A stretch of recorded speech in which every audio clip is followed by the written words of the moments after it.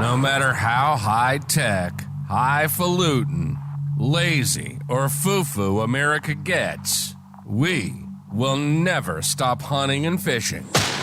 This is The Hunting Quest. The Hunting Quest. We take 1 hour of every week and talk about our favorite things in the world, hunting and fishing. You'll get tips and help on the fishing environment locally in the DMV area. Plus, we're going to have fun along the way. This is The Hunting Quest. And now your hosts, Mike Tippin and Mark Davis. All right. Well, this has been an eventful day today. We have been unsuccessful at a bunch of stuff with this podcast, right? Today's been fun. There we go. We started the clock. All right, cool. We're on the clock, right? So today is September 16th. Right. We believe it's episode 13. Yeah. Something like that. Yeah, episode 12 or 13. It would make sense if this is episode 13. It would, because it's been nonstop, nothing good about it. So this is like this third time we've been on tonight. Yeah. I guess now we're just gonna go ahead and tape it. Yeah. And then we're gonna put it forward. So Yeah. We've been trying all night tonight, and it's so what? It's 8:30. Yeah. So we're pretty late into the day now, but we're gonna go ahead and try to duplicate. It's been a long day, though. We're gonna try to duplicate what we've done 3 times. So triliplicate the actual podcast thus far. So starting off, How was your week? oh We gotta wow, start with that. how was my week? It's funny you say week because it's more like 2 weeks because we know. So all jokes aside. So really, it's not so much about the week. It's Right. about a couple weeks because we haven't had the. Right. Because we haven't had the podcast because of the NRA event, Right. which was last weekend, and that it was the Friends of the NRA. We were out there. We were going to go ahead and broadcast live from there. Unfortunately, staffing issues, technical issues, Yep. and not for the lack of us not buying fancy equipment, because No. that we've been doing. Yeah. We just weren't able to make it work. So, things happen. We would like to. Maybe next year. We'll have a little more hands-on next year. Yep. So, But the So- event was kind of the event was cool. So as always, a success. Yep. Anytime you have them, if they have it, it was success. It made enough money. That was my first time there, so it was cool. The auction was fun. So that being said, it is like the first one since COVID that's been back around. Yeah. So Yeah. the showing wasn't quite what it used to be. I mean, you used to have it at Loudoun County ones. You would have 150 people or so. Right. That's what everybody said. Yeah, and it's hard to get those numbers back up when people haven't been to something like this in 2 or Right. 3 years. People don't want to do anything. But we're getting back to the real world, so it's getting there. One thing to state about the NRA, Friends of NRA that we talk about, is I do want to specify to people that no matter what your political beliefs are with the NRA itself, and a lot of people have different thoughts, I always tell people to look at the Friends of the NRA not so much as an NRA organization because they are separate from the NRA. Right. They are doing fundraising for your local things. Right. Scholastic shooting teams, Boy Scout programs, 4-H programs, Yep. Girl Scouts, things like that. So that money's not going to the political engine Right. of the NRA. it's going for the It's things that are actually going to going work. to the things in your area Right. too. That money's staying close. Yeah. And they even do when you go to a banquet, they'll even tell you like where the money was spent, who Yeah. got what. So Yeah. I always tell people it's a good thing to get out there. Unfortunately, we didn't even have a lot of time this year to talk about it Right. because it kind of came randomly. Yep. Like quick. So next year we'll have a little more to talk about, a little more about it. I'll try to share some of the raffles and stuff they have throughout the year as Yeah. well. And then also about the event itself. So I think anybody that can go, it's a fun time. Oh yeah. You have Yeah, a chance to no win a doubt. gun's good. The food's decent. The ticket's really not bad. I liked the food. You're a picky eater. I don't know. I thought the food was good this time. Yeah. So You didn't like the taquitos. I don't know what those things were. I don't know if They you were call them delicious. taquitos. They were like weird little things. You guys. So I got there really late. I'm You not gonna- did. Not gonna say why. Anna Morse. Anna Davis. Is actually. Ooh. So actually, let me correct that really quick. Anna actually never changed her name. Ooh. So that's why when I said Morrison, technically it's her name. But Anna Davis sent me on a wild goose chase right before the event. Yeah, I heard. All over the place. Right. So, that was a big pain in the butt. So I got there late. You guys had made a plate of awfuls and put it on there. Here, eat all these things no one likes. It was all good. And of course, Everybody else there at that table enjoyed all of it. that was with one exception. Okay, I think every person cautioned me on a different item. So by the time everybody didn't like one, and there were only like 5 things, so all of you didn't like one item. I didn't. There was nothing there that I didn't like. Well, that's because I don't know. I didn't try the mystery meat on the stick. Well, see, I ate all the things. You looked at them. You had an option. I was just stuck. Well, So you knew where the food was. But I will say though the actual food wasn't bad. The actual I thought the food was great. the entree, like what Yep. they served, was good. They did like a buffet thing. So it was The kinda fun. potatoes, roasted potatoes. Potatoes were good. I think Katie ate like 12 of those things. Yeah, she weighs about 60 pounds, and she's just down there eating 12 pounds of potatoes. But no, it was a fun time. Yep. It was good. Like I said, I suggest anybody to sign up, go, do those raffles, do those things. It's always fun. Yeah, it was slick. helps I had your a good kids. time. To me, it's important to get the kids into things. Yeah. That's one thing I want to talk about. I want to talk about the website a little bit for the store. The website is up and running. It's been up and running for a few weeks now. Yep. It's doing well. Knocked a lot of the kinks out of it. A lot of the issues that we had are gone. I bought my ammo from there. Yes, a lot of people have been buying ammo from there because it works out really well. So if you're familiar with the store, you know that we don't really mark our ammo prices up other than what we normally sell them for. And nowadays that's not the common. So what happens is when our ammo comes in, it tends to leave the shelf really fast. Yep. So we normally don't have much ammo at all sitting around just because it goes so fast, which is a double-edged sword. So I tell people that if you're looking to buy ammo and you want something specific, go to our website. If it's on the website listed and it ships it, it's there. Yep. So you're gonna get it. So There's if you're- no if you're BS of looking backlogs for or anything 9 like that. and they got a case of 9 and you order it, it's gonna come in. There's always a coupon code usually floated around for at least 10% off. Right. So at the end of the day, it winds up usually being a pretty good deal, and it's free shipping if it ships it here. Yep. Now it'll drop ship to your house too, and I don't know what the fee costs for that. For some people, that might work out great too. I don't know. I had it come here. So. But if you have it shipped right to the store, it comes Imagine that. yours is like sitting on the counter. It's a giant box. What's that? 300 Weatherby mag. Yep. So the website's up and running. It's really good. As I said before, they'll drop ship. Of course, if you get a gun in, Yeah. you got to come in here to the transfer. So we got guns, ammo, gun accessories, stuff like that up. Yep. But We are going to go ahead and have the other edition on hopefully soon. We're meeting with our IT person on Monday a little more to get the other page open, which will be the fishing stuff. So it'll be the fishing gear, the lures, all that kind of stuff like that. Yep. Which excited. is good too, because if you're looking like for specific things too. Yep. Like if you want like a large amount of some line that's random, Yep. you can get it. just not St. Croix yet. Certain stuff like that. You're working on that. So the St. Croix stuff is a little tricky. They're really, really specific about Yep. their price point because they I want get it. everybody to be fair market. So it's hard to sell out of the stuff online. So for example, when we do like a bulk 10% off coupon, if I had St. Croix stuff listed and they found that would be a violation of the code. Yep. So we could lose our Yeah, you don't our always dealership them. with I it. mean- And like we said before, we're probably one of the larger ones around. Yeah, As far as the St. Croix dealers go, in the And not area. just the larger ones around. You're one of the larger ones that has it in stock. yes. I think that's kind of the important part because I'm a person, especially when it comes to fishing rods. I want to hold it. I want to see what it's like. I mean, you won't really have a feel for a rod until it gets in your hand. And Well, and it's like we said before, we talked about like the big box stores. yep, Some of them, I think it's only like one left, two, they don't have St. Croix rods. They'll have Mojo Basses, some Victories. They might have one or two of the other random ones, but once they're gone, they're gone. They don't really tend to have a lot. Yep. Whereas we tend to carry just about the whole series of each series that we carry. Yep. So when we have like the Mojo Bass and the Victories, and we have the Yak rods, and we have the Mojo Glass, and then we'll have like Legend Elites and Walleyes. We tend to have the whole series of those. Yeah.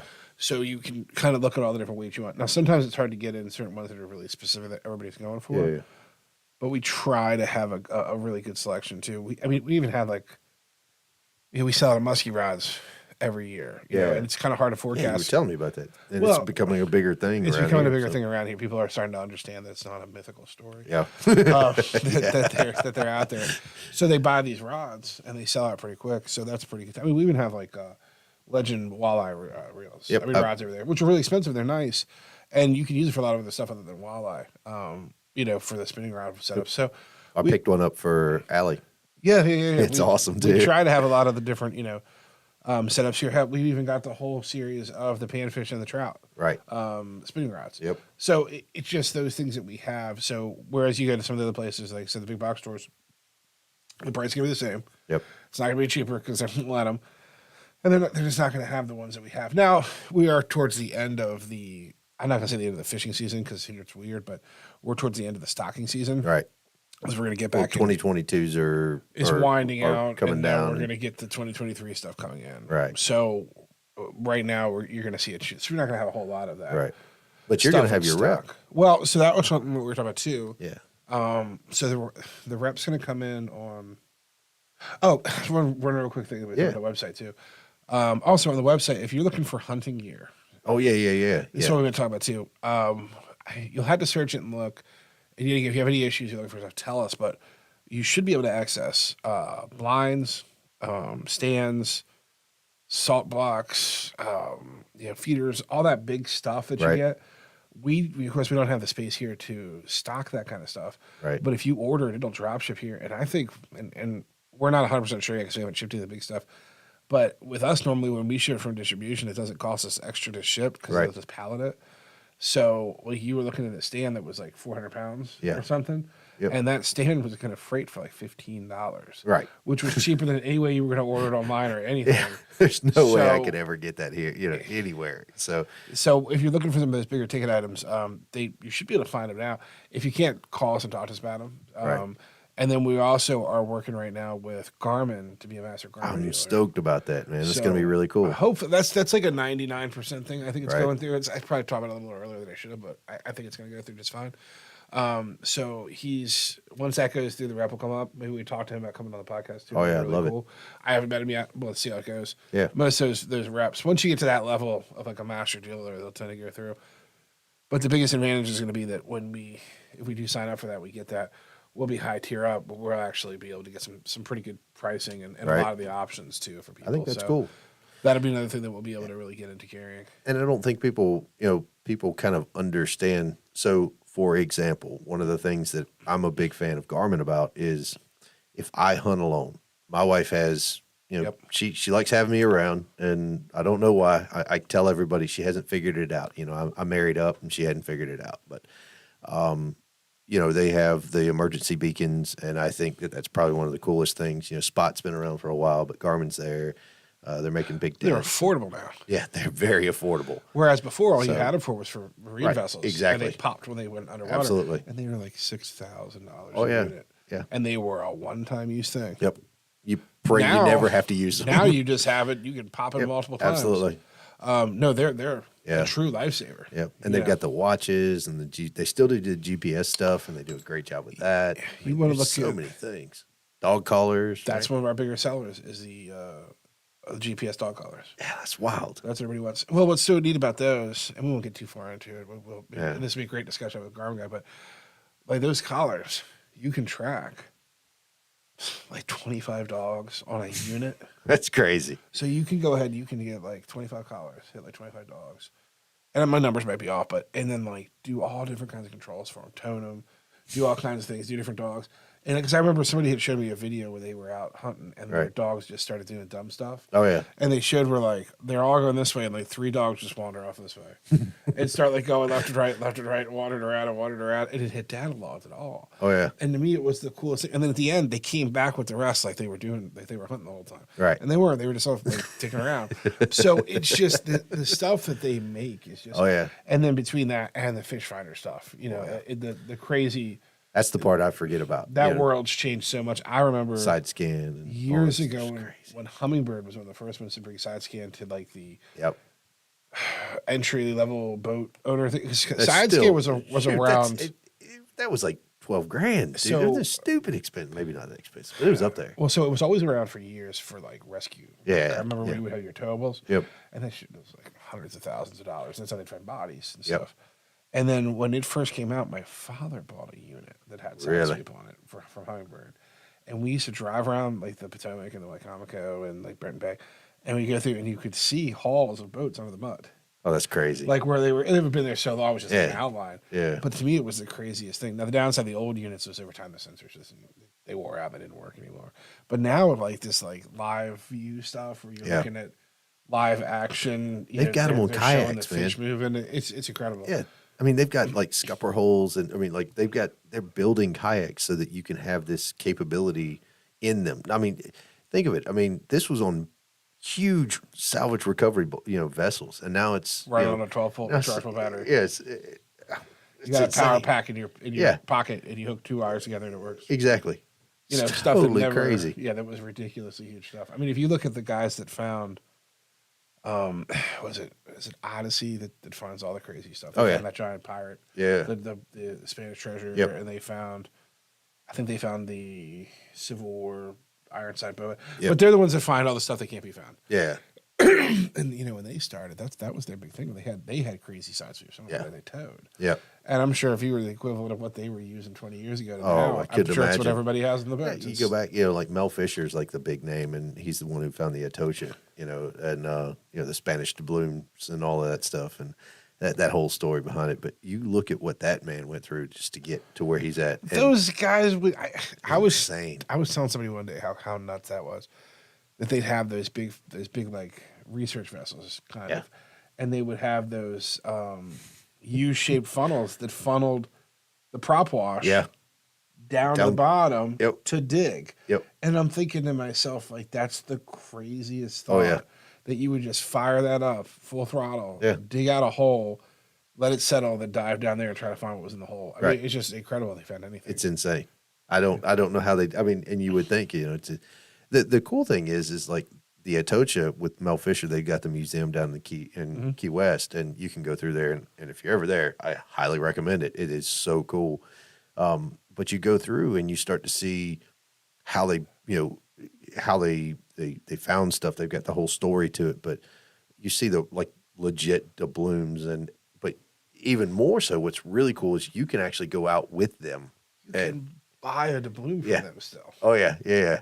Off the Atocha for like 20. Last time I saw them, like $22,000, and up that was there. a long time ago. Yeah, Too. They're way up there. Now. I They're way up there, and quality and all that stuff. But yeah, so anyway, we've kind of gotten off site. You were talking about there's also one really cool museum in Ocean City or Delaware when you go up towards Fenwick that talks about a bunch of diving stuff too. Really? It's really cool. Huh. So it's in like a a gift shop in the bottom, and then the top has like a whole level. It's really cool. No kidding. Yeah, it's pretty neat. But it's not near as like the one at the Tosha or like the dive shop. Right. Like the dive museum down in Key West. It's nothing like that, but it's just neat to go. So we're talking about the websites. Yeah, everything on the website will be up and going. Tree stands. Tree stands, everything. We'll have the fishing stuff up and going. So you can't get the tree stands yet, though, right? They might be able to. I think so, because it should be linked. If you're really interested in some of that stuff, dig around the site, see what's there. Yeah. If you don't see what you want, call us. We could probably shoot us an email. We'd probably find it. We just had to slowly start to figure out and add stuff to the Anna page. can get you squared away. Yeah, no question about it. If it's there, we can get it. And with the way the freight prices were, it was just phenomenal. Yeah. Well, the bug stand and the blinds, and they've got the 180-degree blinds and all we that talked stuff. about the hay bale blinds. Yeah, which I thought were really cool. So absolutely. They got some really neat stuff out for the season coming up. That's just amazing. So get on that site, order what you want. It's up 24 hours a day. If you have any issues, shoot us an email, try to figure it out. So far, it's worked pretty well. Yeah, I've used it. I like it. It's cool. Couple issues here and there where people called and said, "Hey, dude, let me do this or something." But for the most part, it worked pretty well. The fishing one will be up and going. Like I said, hopefully we get the Garmin guy to come out and talk to him. Monday, my rep from St. Croix is going to come in. Yep. He's going to talk to me about the 2023 line of rods. So they always change stuff around, which is really cool. Sometimes it's hard to follow. You're like, what's the difference with this rod and that rod? I couldn't imagine that. But when he brings the demos out, right, you can feel them and check them out. I go, okay, I see what the difference is. So he got his demos. He's going to come in Monday, bring them in. I'm going to talk to him. I might try to get him on the show. That'd be cool. It's kind of difficult because he's an area rep, so he's all over the place. Yeah.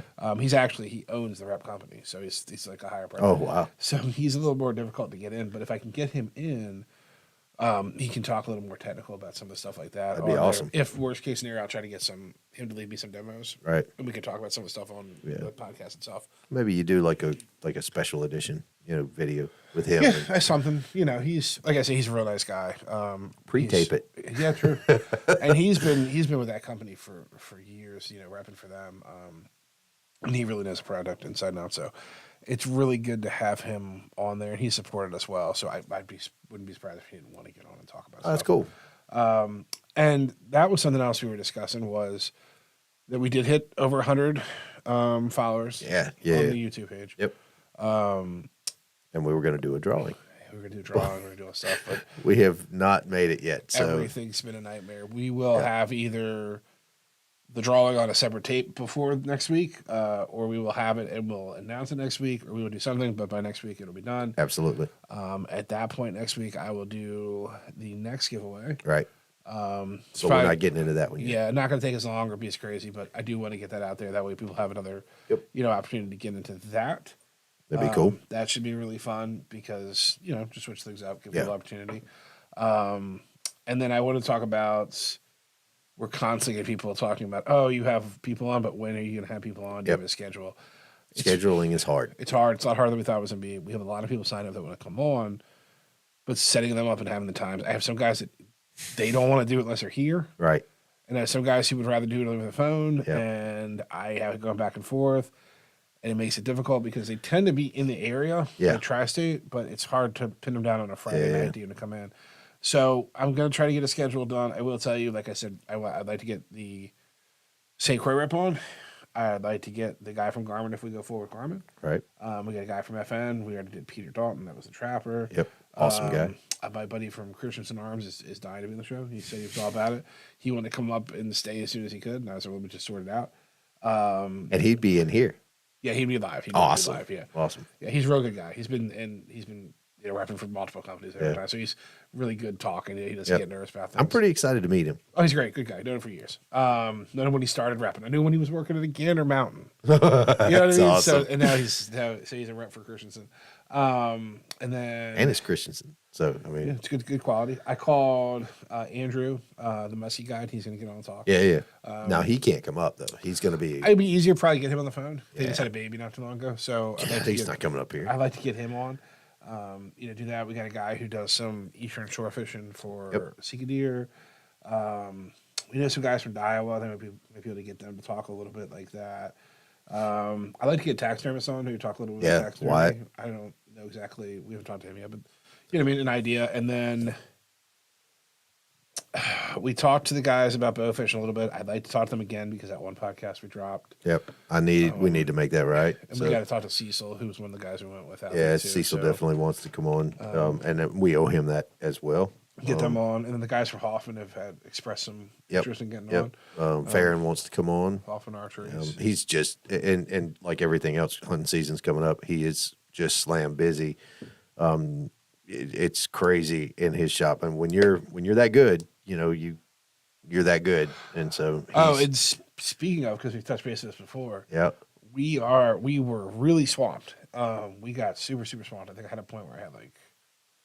You had a lot of guns. I don't know how many guns I had in that You shop. had a lot of guns to clean and set up. I had like 50 guns in there, and then we went through all those. We had like another 70. We went through those. And we're going through. So if you're getting your stuff sighted, I know Be patient. Couple guys I'm waiting on pieces for, but if you're gonna bring it in, I had a guy who just snapped off the bolt, the magazine release on like a 770. So he's like, I can't go, so I got to find that part. So those things are happening, and I get it because people are cycling their guns, trying to get sighted in. If you need stuff done, get it in now because like I said, we were really or be patient and understand it's not going to happen overnight. If as the season progresses. If I can fit it in as quick as I can, I will. But it's a little difficult right now. Yeah, And, it's like anything else, man. I mean, we've told people, hey, you got to get in here. You got to get your stuff in here. Get it in early. Get it clean. Get it ready. Do your stuff ahead of time, and then you have people like me who last minute and say, "Hey, Mark, I need you to take care of this. It's broke." It's like somebody comes in and says, "Hey, I got this 3x9 Leupold rig and scope, whatever it is. You got some mid or some high, 1-inch rings?" No. Nope.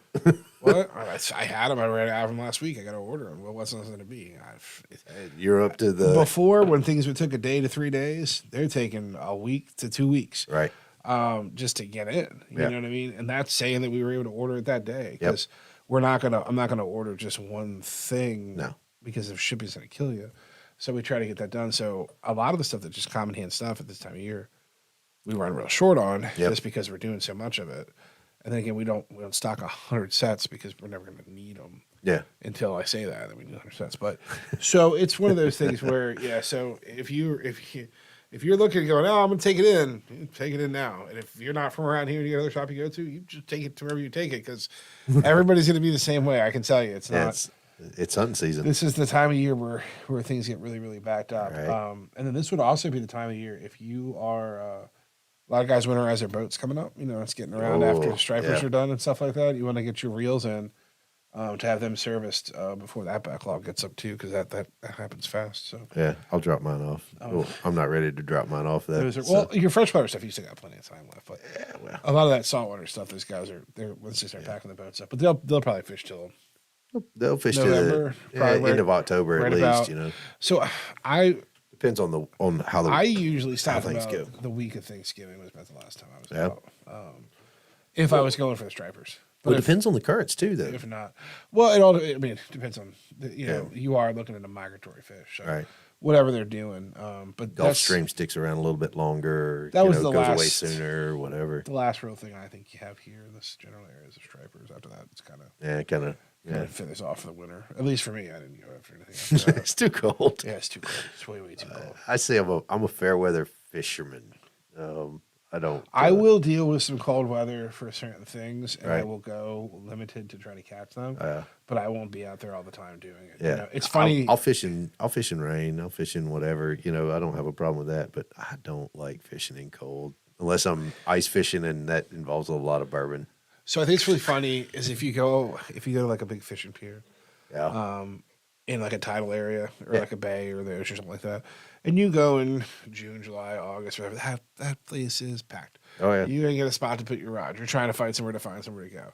You go in like October, there's like you and 5 of the guys, and you look and everybody's got really nice stuff. Yep. Because they're real dedicated. They're real dedicated those are the people. guys that are out there dealing with the cold weather. Yeah. So it's a whole nother breed at that point, you know, Yep. and it's a different world. Yep. A lot of times I found that I would just like the late bluefish run, the stripers that I would just go on the pier and I'd set up a chair and I'd put my stuff out and I would just curl up in a sweatshirt. Yep. And that was the first time of the year I'm actually starting to get cold. Yeah. And I would just like fall asleep. And I like wake up and look and I'm like, oh, I got some of the rod. I reel it in because we were just live line and stuff. But, Right. so that's kind of wrapping up for those guys. They'll start wrapping their stuff up at the end of this month. I can tell you, it is not wrapping up over freshwater fishing anytime No, soon. so the nice part about freshwater is you've got a whole other. This is the different market right now. Yeah. Like they're getting into a really hot season for stripers. Like this is when they get it. But after that, it's kind of over. Like once the blues leave, yeah, it's all done. They're not coming back. The Spanish mackerel's not coming back. You know, all that stuff's going on. And the stripers start coming in. They come in, they feed, they're gone, and then that's it. So, they got plenty of time left. Like they said, they'll fish till November. But when they do start to winterize boats, set them in because they're bringing in 6, 7, 10 reels. Oh yeah, You know what I mean? They drop them off, and then the average guy having his bait caster done, that's not a big deal. But yeah. some of the other ones were ripping those internationals apart, especially too when they start to corrode, they get really hard to take apart. Yeah, I've seen the ones that you started to take apart.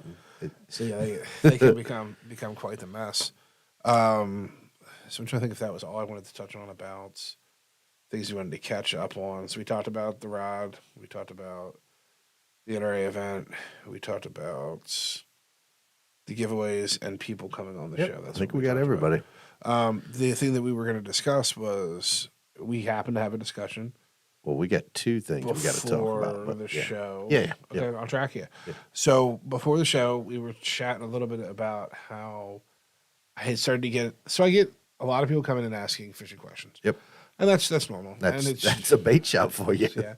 It's generally the same kind of question. It's, hey, I'm kind of bored of, or I'm sick of just using like worms and catching panfish with a bobber. I see lures, I don't understand them. What are some lures to go to or something like that? Or I have some guys that I'm not from the area, I fished before. Yep. What would you suggest using here lure wise? I have some education. I think that's awesome. By the That's way, usually that's a huge thing. That's usually about the group. So a lot of those guys, I'll show them a lot of the basic things that are similar that work and so on and so forth. But Labor Day weekend, I had a different kind of question, and I had noticed it, and I thought it was really interesting, and I brought it up to you, and you talked about it too. Yep. So we have Cedar Lake here in Well, it's Round Hill, I think is what it's called. Purcellville area. That street turns into Round Hill at some point, and it turns into Purcellville at another point. But I haven't quite figured that one out yet. it's a nice lake. It's pretty good size. It's a beautiful lake. It's absolutely gorgeous. Yeah, it's we were there today. It's a public lake. It's kind of one of those things that's more 99% accessible on a kayak. You know, there's no gas Yeah. motor, stuff like that. It's kind of hard to fish that lake without a like kayak. Yeah, You know, not a lot of shoreline. Not, a lot of not stuff good like shoreline. that. I mean, there's a little bit, and there's a couple people out there that fish it, but yeah, definitely. Catch and release only. So, Yep. Produces some big bass. I've seen some Really good big pictures. bass. And it was private for years, so Yep. the stock is really nice. It's that old story, you know. Somebody had it's just, somebody owned it, and somebody had a key, and all of that So it was stuff. it was a man-made lake right. for years, and then somehow and then later on they built a neighborhood next to it, and Yeah. the neighborhood had access to it. And then the once neighborhood took it over, and Neighborhood, and then they realized how then expensive it was to there was maintain it. public access after that. So yeah, there's all these things of how it happened. But for a long time, it was just by itself. Yeah, and it very private. didn't get touched. But now it's out there and it gets used a lot. So I had people come in and saying, "Hey, I was at Cedar," and that's normal. I say, "Hey, I'm at Cedar. Other guys at Cedar, what have they been using?" And a lot of guys use like, the jackhammers, the chatterbaits. Finesse rigs is a lot of what people are using, stuff like Cool that. new rig just stuff. stuff Yeah. like that. I go that's out there and different, try you know. new stuff out all the time. We were looking at the wacky rig kits and all the different Yep. ways you could rig those. A lot of that kind of stuff. So By the way, I like that. that That's little probably one of the tool coolest and things everything. ever. Yeah, so you don't stab yourself and it works well. Yeah. So I show people a lot of those kind of things, and then they'll say, what do you use? And I show them what I traditionally use, which tends to be a little more old school stuff. But the question was, hey, I'm out there, and the things that I used before aren't working right now, and they're not hitting. Yep. And I don't know if it's because of the temperature, the weather, or what's going on. And don't get me wrong, it wasn't crazy hot over Labor Day weekend. It was warm, but it wasn't crazy hot. So that wasn't ruling it out. So the next question I said was, is the lake packed? Mm-hmm. And the guy was like, oh, yeah, there's people everywhere. Everywhere. And I said, well, you're all on kayaks. So you're all fishing from a similar platform, doing similar types of things. And you're all probably using similar baits that worked in the past. Yep. So if you knew these things worked, you went back there and you've done them again, you probably found very similar colors and similar things at similar depths, probably in the same spot as you go around the lake. So the fish see it. I mean, they'll see this stuff halfway across the lake. So you know that they know over and over and over again, like, oh, I'm not hitting that because they're so pressured. Right. So the guys are like, well, what would you do if you wanted to catch them at that time? I said, well, revert back to simpler things. Yep. I said, right now you're using lures that are neat and different because you want to use something that's neat and different because you want to be the first guy out there. And the first guy that gets it out there is the guy who catches the fish because they're the first time the fish sees it. Yep. And we talk about what do fish really see versus what it's supposed to be. I don't really know because I'm not a fish. Right. So like when we see things and we go, We does can that, just does that look like a fish or what's it speculate. look like? But we do know with some simpler things like silver blade spinner was going to show that shine of a silver fish as it turns. Right. Things like that. Jigs are going to look like crayfish and things moving like around them or something darting around. Worms are going to look like worms. If you use a traditional worm in like some kind of Texas rig or something where it's bouncing off the bottom, it's going to work. So I told the guys, I said, maybe revert back to some simpler things. I said, get some inline spinners. Silver, gold tends to work good in the fall time because the water tends to change a little bit. Yep. Gets a little more stain to it. So gold tends to sometimes work better in the fall, but silver always works well. I said, I like willow blades, but any of the blades would be fine. I feel willows just tend to not foul as much. I like the Colorados, but I do struggle with keeping them. I mean, if there's anything in the water, it's going to foul up, and you're spending more time trying to get it fixed than anything else. So I agree with you on that one. So I was showing them that, and then I said just some basic worms of natural colors. Yep. And then they were looking at like some of the hard baits. I was like, oh, you have a higher failure rate. It's a little more difficult and things like that. So I said, But they're awful fun. maybe stay away from those, but try these simpler things. Get out there, try it. When you jig the worm, jig it slow on the bottom, tap, tap, tap. Don't do anything crazy. Wait for that slow bite because they're not that interested, so they're just taking a slow bite. Well, and you mentioned something about that too, while in our first one, about what that feels like, what they should expect to feel. Yeah, so there's different ways, of course, to fish head, and it's depending on what they're doing. Right. So back to like winter fishing or really early spring fishing. Yep. If you find a pot with so we used to fish the streams a lot of the times that would back off of ponds. Mm-hmm. And you would go to the stream and you would look for curves and you find a deep spot and you sit there and you would have one large predatory bass living in that hole. Mm-hmm. And what they would do is when it would rain, they would all swim up, find a hole, Mm-hmm. live in that hole until it rains again, and they go down the stream or they stay up there or whatever. But you normally had one bass in there that was pretty big. Yep. And what we would do is we would chug a worm in there and just bounce off the bottom real slow. Just rub a worm, full size, natural color, something dark, and it would sit there, and then all of a sudden you would feel like you got snagged. You just go, and it would just stop. Yep. They wouldn't pull; it would just stop, and you go, "Oh, I'm snagged," and you'd go like this because you know you didn't pull it hard, so you're thinking, "Let me just tap it off of what I got snagged on," and when you go tap tap tap, then you go a little bit of pull. You go, "Oh, I got a fish," I got a fish, and that's when you set it. Then and then they'll fight. The reason is they're lethargic because the water's cold. Yep. They're not eating a lot. They're tired. The reason he hit it was because it bounced right by his face. Right. So he just took it. just got a good look. You know what I mean? there. Like, I'll just take it so it's small. So I tell them, bounce it real slow off the bottom. And if they're really not interested, they're going to take it with a really slow bite. Tends to be. So those are the things I told the guys. And, you know, and like I said, multiple people asked the same question, which was really weird. Yeah. And they all left. And then as the days went on, they came back the next week. And everybody Yep. said everything he said worked. Yeah. They said I went from catching nothing. I caught like 4 decent, really probably bigger ones I've ever caught. Oh yeah. And I said, well, that's because you just have to switch it up sometimes. So I find with people a lot of times is that we get really big into trying new things and gimmicky things and things that are different. And that's fun. That's half the part of fishing is trying to find that new lure that's better than everything and trying to find all these things and be that person that finds it. But the reality is sometimes that when things get really difficult, we don't think to revert back to what's a simple white and red spoon in the tackle box. The reason it's been around for hundreds of years is because it works. Because it works. I just read the other day the bio on the guy who started MEPS. Oh, okay. Yeah. And it was really interesting because there was a man in France, and I can't remember his name, but he was making the spinners. Right. As you ever see made in France, that was because he was actually making them in France. Oh, okay. And a World War II vet was over there. Right. And he was in France, and he brought a spinner home. Dude killed it. Took it home and was fishing with it and caught.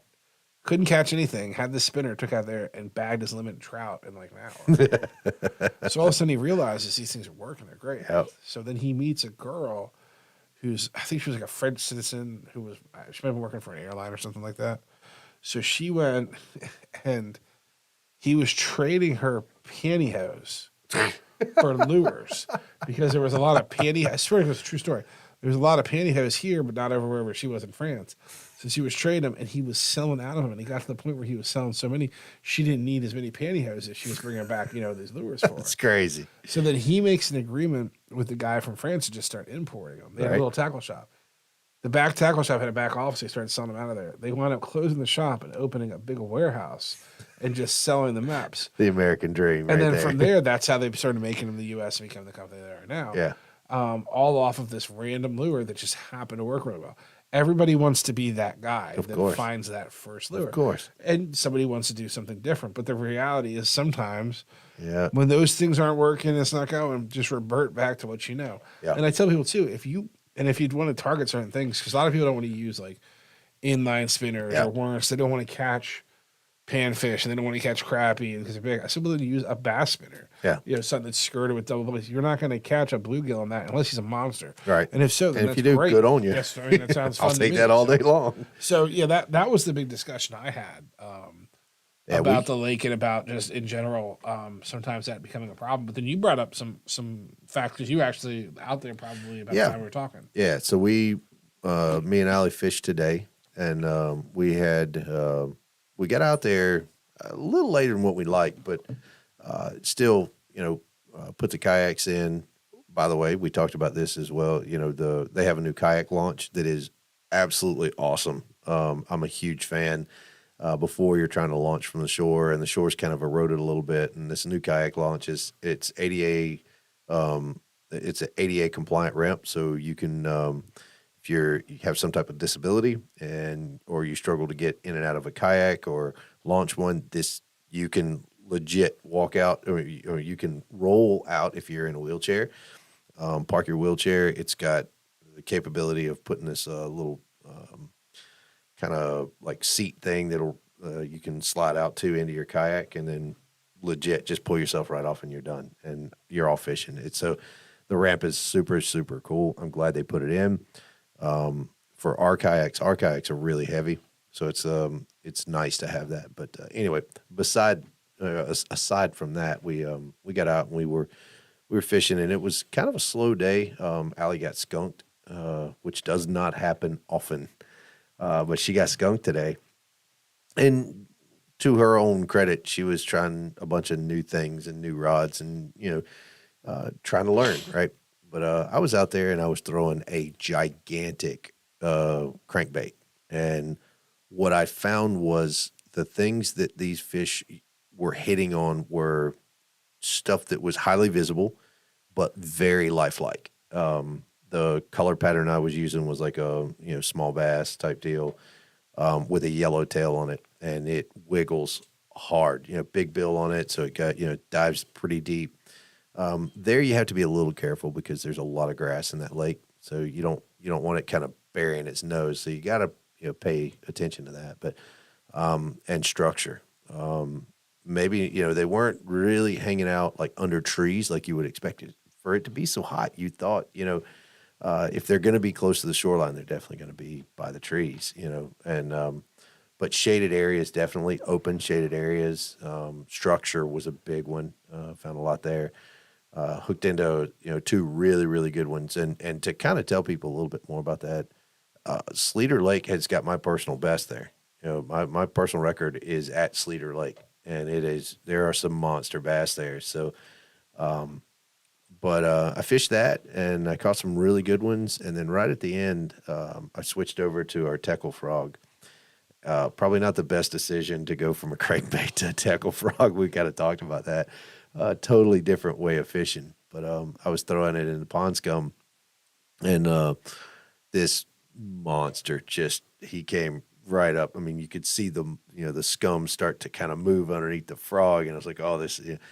And thinking I'm fishing with a crankbait, I went to go set the hook, and unfortunately, I had a loop in my line. It didn't work, and it was just awful. So, not the right way to fish the frogs. And we can talk a little bit more about that. But missed him. But the fish that I've seen there, if you're fishing close to the shore, lifelike, really, really lifelike type situations. Topwater's not hitting yet. I think it's still a little too hot in the pond, or a little too hot in that lake right now. I think as it cools down a little bit more, topwater's going to come back in. You're getting in some guys. I don't know. Some guys will fish all year. Yeah. With topwater. Yeah. I don't tend to have that much luck with it. But I tend to find that just fun, this time of year coming around is when you're really going to start Yeah. getting hits. I'll throw topwater all year. Oh yeah. If you don't, I mean, something's wrong with you. I'll get hits, but I tend to be like fish are way too small, way too small, trying to hit big lures. Oh yeah. But I tend to get the big boys out there feeding in the end of the summer into the early fall, where it's still that really orangey sky. Yep. I don't know if that has anything to do with it, but it always seems I don't to know, be but I want to that's say it when- is. That's Yeah. when I notice them a lot. Yeah. But the frog, it's a non-forgivable lure. It is. If you screw up, you're not going The to soft body frogs, Yeah. like these. Like, so, we look at it because it's the whole idea is that's supposed to squeeze in. Right. So it's hollow, so it's buoyant. And then it's also like that too because it protects the hook. It's like weedless. Right. Which is So, awesome. It's kind of it's great for what it does, but the hook he's got to bite ahead of it, squeeze the body down, and then get hooked. So you got to have that delay, Right. and you naturally want to jerk it. You do, especially after you've been fishing with crankbaits. So it's like buck fever. It is. When they hit them, you got to wait, and You do. They're not, like I said, they're not forgiving. They're hard to use, but God, when they work, When they hit, it's it's so awesome, fun. man. It is so cool. I take 10 regular fish. I take one of these for 10 regular catches. Oh, all yeah. day long. Yeah, When the yeah. water explodes and they go after it. Oh, it's so. But that's the joy of topwater, I mean, It's, there's can you nothing like catch it. more with a worm sitting on the bottom? I think I could. the reality is I could probably go buy Drop shot rig. I could probably go and take a pack of worms out of the refrigerator Oh yeah. with a teeny little hook and a little bit of lead and Yep. put it out there and Catch 'em all day long. Not spot. Catch bluegill all day long. Oh yeah. But it's boring. You know what I mean? It gets boring. After a while, I want to go Yeah. catch some. Now, and don't get me wrong, there's guys that go after crappie and they catch bluegill. yeah. And they catch those Insane. monsters, those big slab sides. Yep. I've never even seen one like so that people pull out. Yeah. I take the only time that I ever caught anything really big. Years ago, I was fishing in an undisclosed location, and that I wasn't supposed to be fishing in, and it's amazing. But we were back there fishing, and we were in a canoe, and it was a friend of mine with me, and it was a little 2-person canoe. Okay. So it's even scarier. I'm not a big canoe fan in general. I love them. Like a kayak, it's okay. I only say the canoe because I'm like below the water. I like. You know what I mean? I Like, know. like, I get it's it. still That's weird what I to me. like about them. It's so cool. So we were out there fishing, and this place you can slam bass that are like 3 pounds all day long. It's nothing. Nice. And you just start out there catch them. Yep. Like if you don't throw big enough lures, you won't catch anything. Yeah. Like you have to throw a certain size lure or don't catch anything. That's and if you insane. went there and you didn't know that, you think there's no fish there. No, they're there. They just won't hit anything small because that's how they are. Yeah.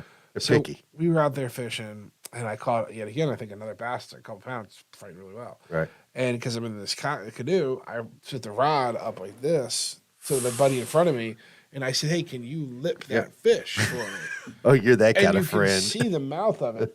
It looks like a bass. You know? Right.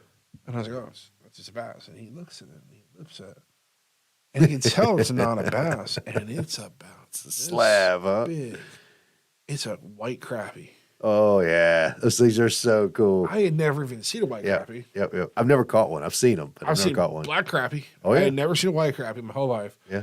Nor one that was that big. He Oh, that's literally cool. lipped that thing like it was a bass. That's crazy. And we just were like stunned that it was there. And Yeah. I was like, I don't know. And this was years ago. I mean, we had phones, but like you weren't as quick with your phone. Like, Yeah, I take no, a picture, no. like you didn't think about it. Yeah. Yeah, you had the capability, but you didn't. Or we probably left the phones in the car anyways because Right. they got any kind of water, but they were destroyed. Exactly. And I remember being like, that was the big. That had to be the biggest crappie I'd ever That's caught cool. or seen in my Oh, entire yeah. life. For sure. And it was just swimming around there. But other than that, I've never catch any bluegill that were really big. Yeah. Always, I've caught a few, but mostly like South Alabama and the creeks and things like that. that same place used to produce really, really, really pretty pumpkin seeds. Really? Really bright orange behind the gills Yeah. and all that kind of stuff. I love those just fish. They're gorgeous. Beautiful, beautiful, beautiful. There's another kind of bluegill, I think. Yeah. Right? Yeah. And they were just really, really vibrant. Yeah, it's really cool. I've never seen any with that much color in them. Kind of, but that's the testament to the water quality and what they're eating and food source and things like that. So, whatever. The opposite way around, maybe too. I don't know. Yeah. The place that was. Yeah. I don't think I would eat any fish out there in the next like 30 years. Yeah. Well. But they looked healthy. They didn't have sores on them or anything. Yeah. There you go. I mean, we'll talk about it in a couple minutes. But that that fish the that channel. Peter got, Yeah. that That flathead. I thought it looked like it had a fisteria or something. Yeah. That's crazy. You know, that was a big thing back in the early 2000s. That yeah. was a big thing. They thought that was gonna kill a fish. Oh yeah. And Yeah. it was going through them like It almost crazy. did. Well, out there, and especially like in the Potomac, the growth, and you know this from diving, Yeah. the growth on the pylons and stuff. You rub up against that and some barnacles, you get You're scratched done. up.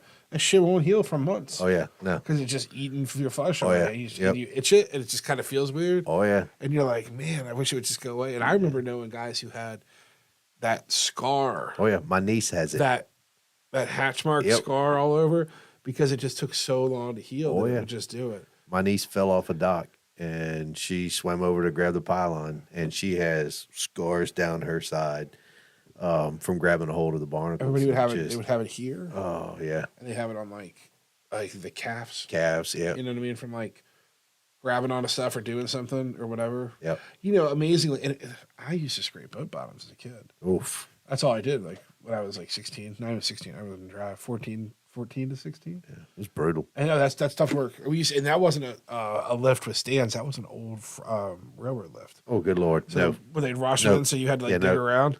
Nope. But we would pull them out, and I would scrape them by hand because they Yeah, were no. wooden boats. And I think the only reason I never got anything from that was I was so. And I don't know if this is any better, but I was so covered in muriatic acid all the time. Oh. Because that's what you would scrape it, then you'd spray muriatic acid to get the little bits of barnacle off. Yep. And I think that I just had I remember when I first started doing it when I was young, I had to wear gloves with muriatic acid because it hurt. Right. By the time I was done, I could take muriatic acid with my hands as I put it on the boat. And you had no fingerprints. Like it didn't even hurt anymore. You know what I mean? That's And crazy. it has a smell. So it has a when you open it smell. Yeah. And then it has a smell when it starts to react. Yeah, to do whatever it's killing with or taking any off kind or of, whatever. I guess it reacts with any kind of like a sodium, like Yeah. a bone or anything like that, because it's getting that hard part Calcium. of the barnacle of calcium. And the second and it has that different smell when it starts to foam. Oh yeah. Oh man, that like brings back memories. Like I can smell it right now. You know what I mean? Yep. But yeah, so the diseases and stuff with the fish and the water, and even that bacteria that you get that is not necessarily bad. Like Right. it's bad to a person, Right. but to the ecosystem, some of those bacteria that it has to have. Yeah, it has to be there. Like if you know anything about like fish tanks, like your saltwater fish tanks, when you first cycle them, you're waiting for that blue Yeah. growth to grow, and it's an algae / some kind of bacteria or whatever it is that goes through and does its thing. So a lot of that has to be, but it just doesn't reckon with people. Yeah. And I don't. But Fishsteria was different. That was open Oh sores. yeah. Open sores, and it was gross. Because you'll see sores from Fishsteria. You'll see sores from mercury poison too. Yep. Well, there's a huge mercury level in the Potomac, and if you go and you actually look at the Virginia wildlife resources and Friends of Potomac and all these other things, it tells you the amount of actually it's the health departments I think put it out, but I'll have to look it up. But it tells you the amount of fish you're allowed to eat out of the Potomac based off of mercury levels. So you can do some really interesting math in general. Yeah. With the mercury levels. If you're going to eat fish, and this is a lot of like pregnant women will have this issue. 6 ounces or less, and stay away from it. You can do. It's smarter to eat fish that don't have a long life cycle. Right. Yep. So like for example, like what's a mahi dies so fast. Like Oh, they yeah. go from youth to. By the way, you ever seen an actual juvenile? The colors are totally They're different. yeah, absolutely. They look like a They're weird so little. cool. Yeah, they look like a little puppet. They don't look real. But when you eat them, they're not very old at all, and they have like little to no mercury. Oh, yeah. in them. And they're one of the bigger fish that don't. But if you went and got like a skipjack or Even the eyes, the little tunas, they're okay. yeah, but the bigger The ones, bigger ones, they're so old yeah, that they get so much mercury in their system and it never goes away. That's where you get like a bluefin. Oh, yeah. Full of mercury. Oh, When yeah. people are like, "Oh, I love bluefin tuna," I'm like, "It's fine," but I'm like, you're talking about a mercury. That's the thing that's full of mercury. oh yeah, absolutely. Those big old fish, you Yep. know what I mean? They last forever. And it kind of goes back to too, like when they talk about like drum. Yep. Like when you look at some like black drum. Yeah. Like those giant black drum. I'm not even talking at this point about mercury, but they just get so old that they're not going to yeah. be eaten anymore. Yeah. You know what I mean? Where you're just like, I don't want Yeah, that. I'm not thing. eating that thing. I want, God I no. want a young one. You know, you've got it. And a lot of times there's going to be like worms in the flesh. Oh yeah. And people right now are cringing like, well, it's part of nature. Oh, But yeah. as they get older, they get Lots of worms. a lot of them. You Lots know of what I mean? worms. So Oh, it's yeah. like you don't even want to mess with it No, at all. not you at know? all. But Not like at your all. young fish, like cod, things Yep. like that, those kind of fish that go fast. And you can find the worms. There's certain of those depending on where you're at too, because there's like you'll find drum or mackerel or something like that in the Gulf, right? And they won't have worms in them, or very very few, which is crazy. Whereas everywhere else, they'll be chock full of worms. It seems to me that so you know how we have, just like we have with geese, Yeah. you have your Oh, yeah. your migratory fish, Yeah. and then that should migrate, Yeah. and then you have like these random ones that just don't leave, Yeah. and they stay all year. Resident the geese. estuary, and you have resident fish, Yeah. and it seems like the resident like striped bass and Yeah. stuff are just Chock. always ridden with disease. Oh, yeah. And I think it's because I don't know if they get and again, this is me, Mark, made up science, Right. but I don't know. Maybe they just never get out in the salinity that cleanses them more. Yeah, I don't know. If they don't get out in the ocean, Yeah. like sea lice. Yeah. Like you don't see anything in the Potomac with sea lice, and I wonder if that's like that might even help clean them. Well, you know what I mean. That there's kind of cleaner stuff fish like that. out there. You got moraines and all of those. There's a ton of different fish out there that help clean that. But I also do think that different salinities, change that. And when fish move more, they're less apt to have the worms. They're less apt to have the parasites that are living on them and things like that. And they're probably less likely to rub up on stuff. Yep, and turn on exactly. stuff and get weird Exactly. bites. Yep. Well, too, if you look as well as, and it's funny we were talking about getting, these cuts and stuff if we've Yep. had, if we've been in the water enough.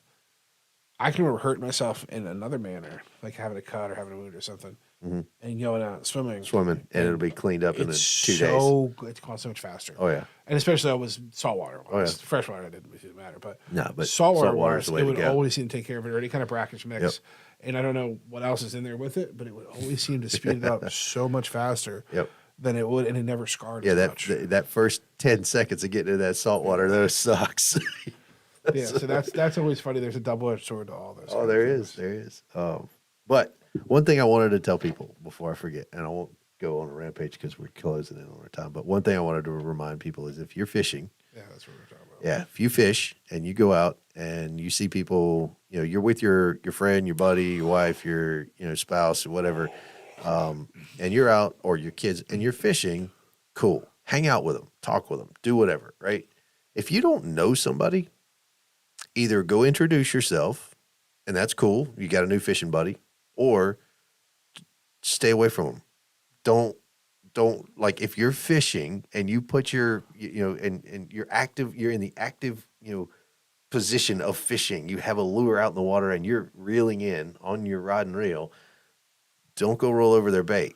Don't go get like 4 feet away from their stuff and sit there and start fishing. That's not okay. That's not proper etiquette. Don't be a jerk. And the reason why I bring that up happened today at Sleater. Sleater is a huge lake. There's absolutely no reason why you need to be right on top of somebody because there were literally maybe 5 people out there all day today. And this guy came up and the same thing goes for people that are on the shore. If you see people on the shore and you're in a kayak, don't roll over their lines. Don't do that. That's wrong. That's have some common courtesy, right? That's bad form. Just you want to introduce yourself, cool. Don't do it by driving up on their lines or don't do it by, I'm just going to sit right here because this is my fishing spot. It's a big lake, cool. I'll go find somewhere else to go, but don't be that person. Don't do it. It's such an ass move. So that's what happened. So yeah, people do public service announcement there. Weird stuff sometimes. You're like wondering, what are they thinking when Yeah. they do that? I used to remember Why are you such a jerk? the complete opposite, like the other way. Like we'd be out like jet skiing or something. We'd come back to the dock. Maybe a public boat slip, which I just hate using public boat ramps. Like if I could go to Marine and use one, I'd rather use that Okay. than like a real one like run by the county. Yeah. And you'd come back and there'd be like all these people like fishing Yep. in the ramp.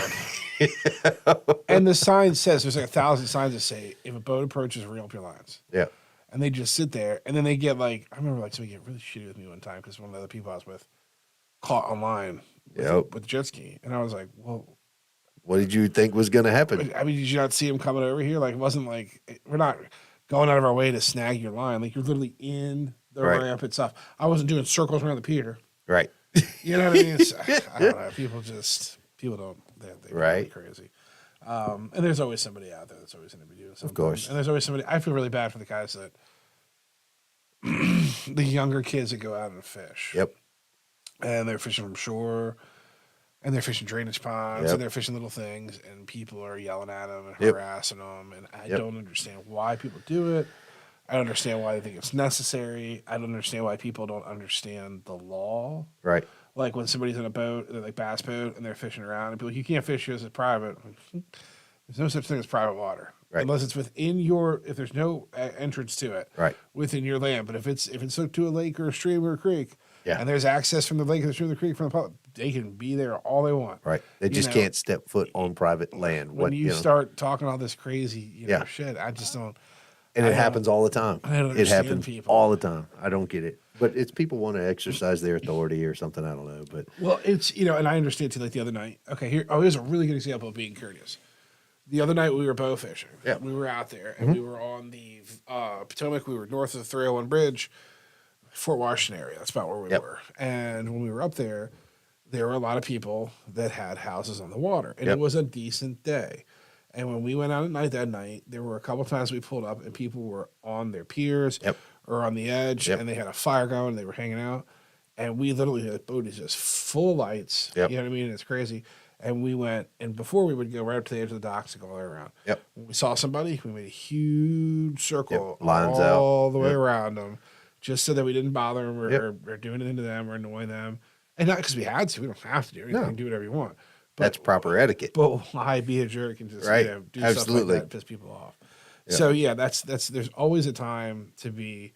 Just because you can do something doesn't mean you should do something. Right. And I've always been a big proponent of that. Is that people tend to get really mad about stuff. Yep. And there's also situations that things happen and you can't stop them. And there's It's just the way it is. Stuff happens and But whatever. if you let stuff like that ruin your day, like today, that guy, it was too nice of a day to let him bother me. It just, but hey, I got a podcast. I can say something about that guy. But I'm not. It was a gorgeous day for 5 minutes. That guy, hopefully he caught some big ones and enjoyed where he was at too. But common courtesy says don't do that. So, but that is what it is. Yeah, that's just but you see it sometimes too, like out in the boat world. A lot of times, like I always used to laugh. So like when I grew up, we were in a big body of water. And I remember the first time I went to somewhere that was really packed was like Lake Anna. And Right. I was like, how do you do this? Right. You're I so know. close to each other. Yeah. Second And most everybody's dangerous like, lake in the country. It's totally fine. And I'm like, this No. is ridiculous. Not at all. Like this place is so choppy from boats. Yeah. Not from the wind, not from anything, just from boats. And I was like, this is, and I've been down there maybe a handful of times in my life. And a couple of things, like we never did that great fishing. Like I know we had a couple of times we went and caught shad, did pretty good striped bass Fish the fishing. public. If you're fishing the public side, it's hard fishing. If you fish the resident side, it's better. Never even been to the other side, other than the public side. But it's one of those things where I guess it also depends on where you're used to being. Yeah. If you're used to being somewhere where everything's all close, then it's not that weird to you. Yeah. I never liked. So when I grew up, the marina that we were in, the channel was really tight to the marker. Right. You basically had to rub the marker to go out. Like, Oh Jesus. Yeah. like if there was another boat coming in, Yeah. like you had to be on that marker, and he had to be right on you. And I can remember coming in and out, and our boats were like 30 foot or so. Right. And you like another 30-foot boat coming in. You're like, Suck it in. and you're like, I was here. I'm not going anywhere. And he's I'm not going anywhere anyway. It's like, it's too late now. We're both committed. Right. And I just remember like, oh my God, this is just terrifying. And I'm like, am I the asshole? But you don't really have any option at that moment. You just have to, to deal with it. But I guess if you dealt with that kind of stuff every day, you just become that person. I don't know. I think that people take a blind eye to courtesy and also safety. Safety's key more than anything else. Oh yeah, I agree. You got to be on top of it. You do. So that leads me to another question that we need to talk about. Two, actually. Of course. So before time goes, we have a couple minutes. I was off a little bit. Oh, okay, cool. Yeah. But we got time anyway. So one of the things that we went bow fishing. We did go bow fishing. We had 2 boats. So we went bow fishing down in, let's break it down. So this was the second time that we went as a group. Yep. The first time we went down to the Rappahannock, which is in South Central Virginia. I don't know how you call it. It's past the Harry Nice Bridge from 301. So it's not Southern Virginia. Right. It's not Northern Virginia. Well, it's Fredericksburg area. Fredericksburg, past that Fredericksburg. Central Virginia? I guess, yeah. I guess. It's not too far away. Yeah, no. It's not. It's not the northern neck. So we went out to the Rappahannock and we fished there. Yeah. This time we went and we had to change plans a bunch of times. Yeah. We were initially going to go to the same place, but we didn't. And we went out to the Potomac, right? Like I said, north of the 301 Bridge in the Fort Washington area. A couple things to be said. Yep. We will talk about the differences. When we went to the Rappahannock, it was very shallow. Yep. It hadn't rained. Yep. It was super clear. We saw a ton of fish. Yes. The Potomac. Actually, it did rain, but I sure didn't see him like it. Yeah. Oh, it did. It just rained. It didn't. Yeah, it rained that day. There, like it rained. Like okay, and then, but the Potomac was much deeper. Yep.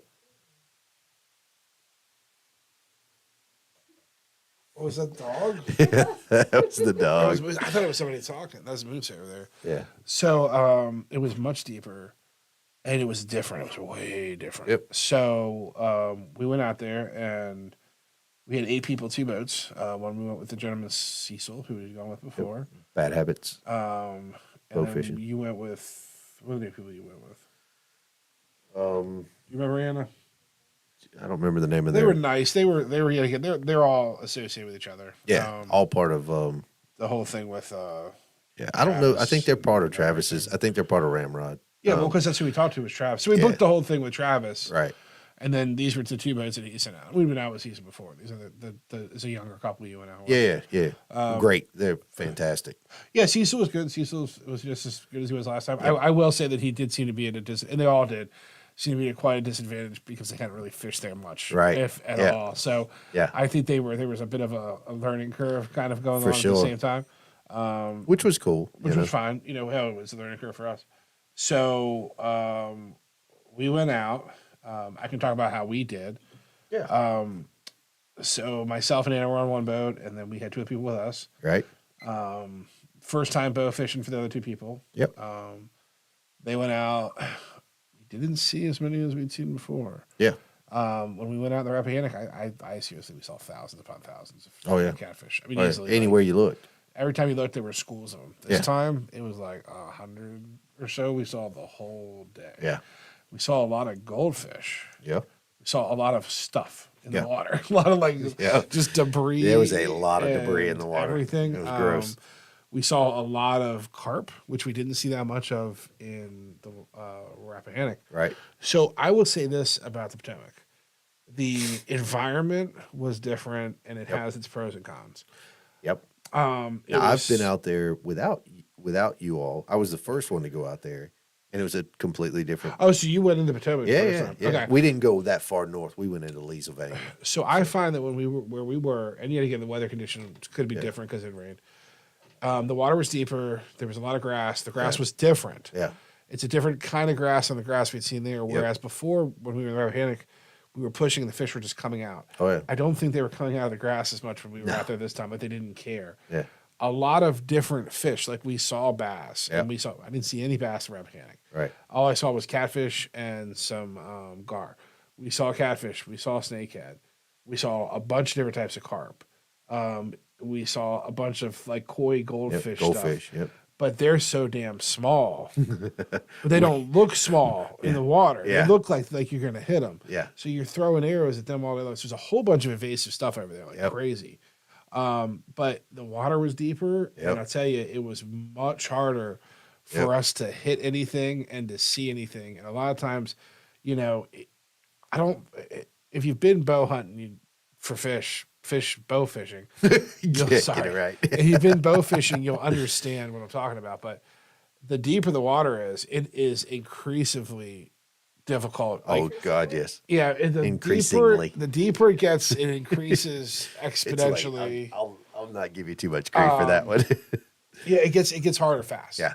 So if you're shooting in a foot or 2 of water, Yeah. it's great. Right. If you're shooting in 2 to 4 feet of water, Right. I mean 2 to 4, it's a whole different world. Yeah. Absolutely. Completely different. yeah. So we went from shooting in some shallow water to shooting some deep water. Right. And I tell you what, before I sat in the back of the boat, just like I did this time, because I wanted the new people who'd never been up in the front by where the big lights were. Right. And I anticipated the fish they missed, like we Right. did last time. Clean up. We would just whale them out the back. Yeah, So not the we were case. doing that in the Rappahannock. Yep, And we did the same thing. We're just smashing them. Yep. I didn't get a single fish the whole Yeah. time. This time, I didn't even hit one. And I was aiming the same way I had Yeah. before, doing the same stuff I had done before. Yeah. There was nothing different, but I couldn't nail a single one. Anna didn't get one. Yeah. The people that were up front, they each got one each. Yeah. But that was No, they got sorry, two. they got Yeah, two each. two Yeah, each, so they yeah. got 4, and it was not an easy game. I tell people though, going into this, there's 2 things you got to know. Number 1, it's hard, right? It's hard. Number 2, you have to suck at something before you get better. True. And those are the 2 things you have to keep in mind with bow fishing. Our boat was a little bit different. We had two new folks on there, and then me and Allie on that boat. And smaller boat, a little bit closer to water. So I think that you and I kind of talked a little bit about that. I think that played to an advantage for us. So you guys went north. We went south. Yeah, we went north for the first 5-10 minutes, and then we turned around and started following you all. So Oh, did you guys go south after that? Yeah, Okay. yeah. We just went. We were trying to give everybody enough space, right? So then we started coming back down behind you, and kind of followed, and then we went over to closer to the Virginia side for a little bit and fished over there. And but the actual part of it, and I'll tell you, Emily is beast, man. She was slinging arrows as fast as she could. But a couple of really cool things, as I got up on the front a little bit, but I stayed in the cleanup spot, kind of, making sure the folks that were, knew had opportunities, and they took it full on because we won.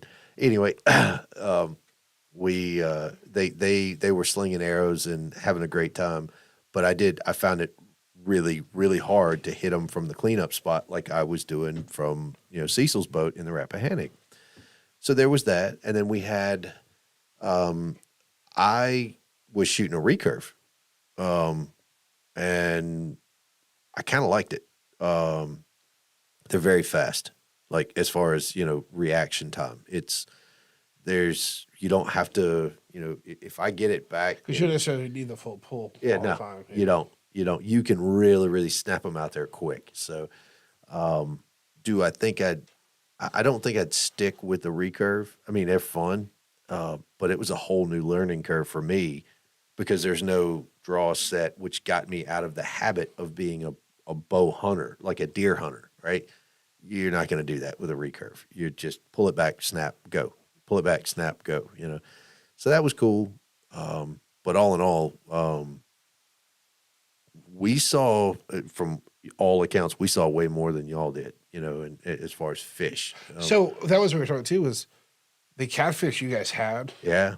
Every catfish you had was bigger than any we had seen at all that day. Yeah, that's what you said. Yeah, so when they pulled the catfish out, I was like, damn, those are big. Yeah. And they're like, and you guys, I was like, did you only see big ones? And you're like, no, we saw a whole bunch. These are the ones we hit. And I thought, we never saw a big fish at all. We saw bigger ones than that, than we shot. We never saw any big we saw ones. huge carp, huge. I mean, we just saw massive, like one massive big carp, and he saw us. Yeah. And he went in head first, and his tail was sticking out. Yeah. And I was just slinging arrows. But again, I think the killer, and I knew it was different, and I knew it was really different. Right. When we were out the first time, and we would miss fish. Yeah. They'd swim next to the boat, and I can remember leaning over And just. and hitting them and being like 4 inches from them. Yeah. Now when they were next to the boat, they were still 2 feet down. Oh, yeah. So leaning over, I wasn't hitting them. Yep. So it was definitely tricky. Oh, yeah. And that's it was why definitely different. I told you the first time we went out, I hit one fish. One. That was it. The whole night. I didn't get a single one in the back. Now, That was, again, and like I did, I wasn't necessarily trying the hardest. yeah. I was like, let them get up there. Let them have a good time. I was flinging arrows. To be honest, I really wanted to get one of those koi. Oh, yeah. Because they just like mock you the whole time. Oh, so yeah. I just kind of wanted to get one. Yep. And I think I spent way too much time shooting at things that were too small. Oh, yeah. I think the key, if you think about it, the bigger the fish, Yep. the better you are hitting it. Oh, yeah. Because It's bigger target. Bigger target. Absolutely. So it was like those that one gar Peter got was tremendous. Oh, yeah. I was like, no wonder you hit that guy. He was huge. Oh, yeah. Whereas the other ones that we had gotten when we went out hunting them that one night, none were that fat. No. They were never that thick. No. But the amazing thing was the flathead. Oh, yeah. The flathead with swords. The flathead with swords. We have Moose is getting pissed. He's ready to go home. He wants to be in the podcast. So we'd heard about the flathead. Yep. We'd heard they were in the river. They'd been around, I guess, for 7 years or so. Was about they started seeing them. And this goes back to these folklore stories, Right?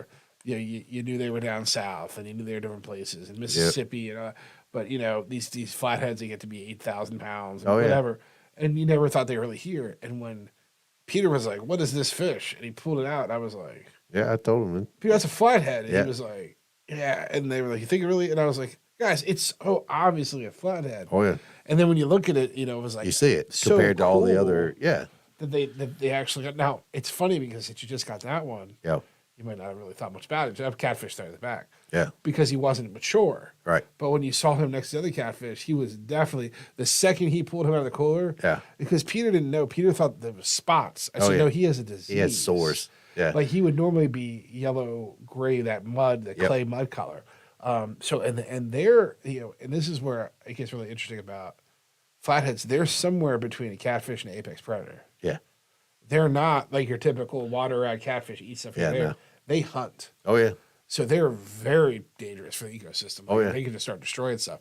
But I'm going to guess at this rate, they're not going to grow too fast or too big because we're not seeing them in the numbers that you would think they would by Right. 7 years into it. But it is kind of cool if we're stuck with this invasive stuff. At least it's something that's fun to catch. Right. But yet again, I will say to the testament of, like we've said before, look, by all means, go out there and go on these charters and go with these guys fishing. But Yep. when you look at that page and you open up and there's that picture of their bow fishing, they got 25 snakeheads stretched out on the boat. Yep. Not yet. It's not like that. Not yet. And it's not quite as easy as It's they sure make as it hell out to not be, easy. And it's not going to be that just slamming snakeheads all day. As much as it would be great for that to happen, and I'm sure it has happened at times. Well, and they say, again, there's seasons for them now, right? Just like your striper and everything else. Beginning of the season, March through May is when they're saying that you see snakes, and then October, end of September and October and November, October, end of November, or end of October into November. Goodness, I cannot talk. Is the other portion of that. So seasons now, it used to be we just rampant. You go out there and stretch them out, and you'd have boat deck full. But yeah, we you're did, right. We did hunt them. We did this time. Yeah, we versus, tried. versus last time. Yeah, we just went out. Last time we just went up another river. This time we went into the marsh. Yeah. We went into the reeds and we Yep. watched the reeds and we see stuff moving. Yep. But the stuff that came out, we either couldn't see it or it was carp, and Yep. we never got the chance to And they're getting actually smarter arrows. too. That's the other So- thing from what they were, everybody's saying they're starting to hide from the lights. And They did see a mirror carp, which Yeah. is really rare. we didn't get to see the mirror. Yeah, So they did see a mirror. The coolest thing I think I saw was a baby gar, spotted gar. oh yeah, He was about yeah. that big. Those things are so cool. And he was swimming around, but he didn't look like a needlefish. He looked like a spotted gar. Had all the Yeah, you colors. can tell the difference. His fins were real flappity, and he was really Yep. cool. And I thought, man, that was just really, really neat to see. Yep. And then, the mirror carp was cool, and just to see the variety of stuff that was Yep. out there, and also to see that impact. Like when if you've got that koi pond and you're like, oh, I'll throw these koi in the river. Yeah, bad move. Oh my god, they're Really everywhere. bad move. I mean, they're all over the place. Oh yeah, The goldfish. goldfish are themselves. just insane. That one goldfish was this big. Oh yeah, That we got. yeah. It's crazy. Where are these things? So yeah, be a little careful about what you're throwing into the water Yeah. out there. Because I mean, Yeah. it's a shame is that if you look at the Potomac, it's kind of where the idea of like north of 301 Bridge is. It's 90% invasive fish. Oh yeah, crazy. I mean, other than the bass and the shad, Yeah. everything we saw that day was invasive. Absolutely. Yeah, it's crazy. Which is just mind blowing that it gets like that. You Yeah. know? And it just destroys. I mean, it makes you wonder what that river was like 100 years ago. Oh yeah. Well, and the other side of that I kind of look at is, the bow fishing industry quells. I won't say a lot, but they do a lot for the invasive species. Could you imagine if people weren't going out there and bow fishing? I mean, could you imagine what the? I wish that somebody had done a long term study before bow fishing got popular in the DC metro Yeah, area. I'm sure somebody did. And we I- really I need to bet you they did. see what the numbers are from when you didn't have many people at all doing Yeah. it to what you had. Because when we went out the day, there were like 5 or 6 people at dock going out. Oh yeah. And Oh, yeah. I'd like to see if that's actually, mess with the numbers. Yeah. And then the other thing, I know we're kind of coming up on the end of our podcast, but the other thing I wanted to tell you about is we're going to change. We're going to come out. We're not going to be doing Fridays through October. Yeah, we're going to do wheelchair yet? I can't remember what date we settle on. We'll figure it Well, out. we'll figure but- it out. We'll get some days in there. Yeah. But if this tape thing works, maybe we kind of tape Yeah, and we then just won't release do, on Friday. won't or do something. them live or Yeah. something. Yeah, so Fridays are my Saturday, and Saturdays for October are taken up by Scream Loco for the haunted house. It's a new haunted house in Virginia or in Loudoun County. So We'll leak that at the bottom too. We'll leak everything. Go to the haunted house. yeah, that's pretty cool. Ask for Mike Tippin for a 10% discount. No. They'll charge you 10% more and scare the ever-living bejesus out of you. But it's going to be a really cool haunted house. So if you're into that thing, come out and see us. We'd love to have you. But Go it's to Mike Tippin at checkout. yeah. Yeah, no, definitely. So we'll get that sorted out. We'll figure out who we're going to have on in the near future. Yep. Get some things rolling with that. We'll have the winter done, and Hunting I guess season's we're- right around the corner. season around the corner. We got a lot of stuff to get done, wrapped up, but We do. we will get there. Hopefully, we stop having all these technical difficulties. Yeah. Sorry about all of that. It but happens. We'll get it figured out. So, all right. Well, I think that's about all the time we got for today. We're getting booed off, and Yeah, we are. over, No kidding. so Anna's ready to go home. yeah, she's done. So, All right. Well, I appreciate everybody for listening, and like we always say, get the kids out there, active fishing, do some stuff like that, and Get them outside. go on the Davis Guns Gear website and spend some money. Yeah. Or come to the store or whatever you like. We're here for you. All right. Well, cool. Bye, everybody. Bye.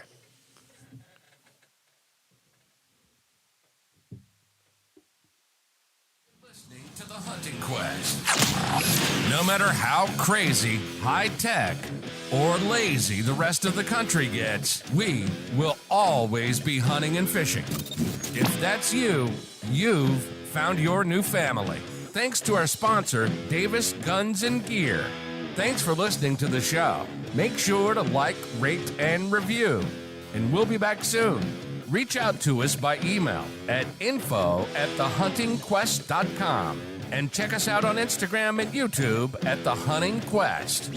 See you next time.